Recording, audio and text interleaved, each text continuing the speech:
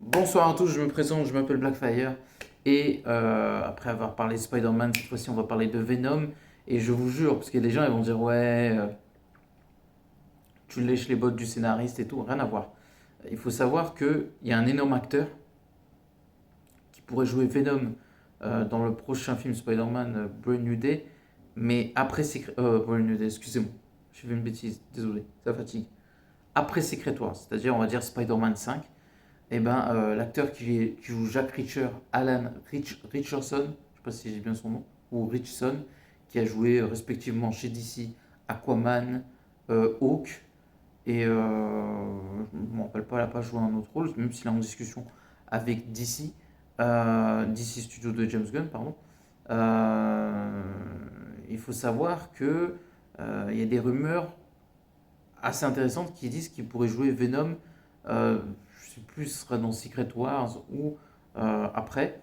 Mais en tout cas, Marvel veut son propre Venom et cet acteur correspond au personnage d'Eddie Brock. Voilà. Et en fait, si vous voulez, je vais vous expliquer pourquoi je vous ai fait une intro un peu étrange. C'est que en fait, il y a deux créateurs de Venom. Donc il y a Todd McFarlane, qui est un excellent dessinateur, qui est le créateur de Spawn et d'une compagnie de bande dessinée qui s'appelle Imagine Comics, je crois. Et en fait, il a créé Spawn et je crois d'autres personnages sombres et tout ça. Et David Michelin. David Michelin, de mémoire, c'est lui qui a non seulement fait Venom, mais c'est le co-créateur de Venom, mais aussi le co-créateur de Carnage, de mémoire.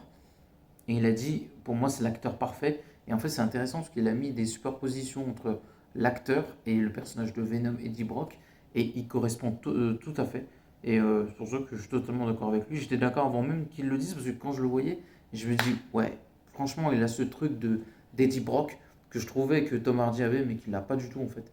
Enfin, s'il aurait une meilleure écriture, peut-être. Et je pense que d'un côté, je vais faire une pierre de coups. Non, je parlerai de Venom peut-être après. Mais en tout cas, ouais, intéressant. Et puis en plus, l'année 2026 s'annonce être l'année de Venom et du divertissement. Donc n'oubliez pas de commenter, liker la vidéo. Et à la prochaine. Ciao.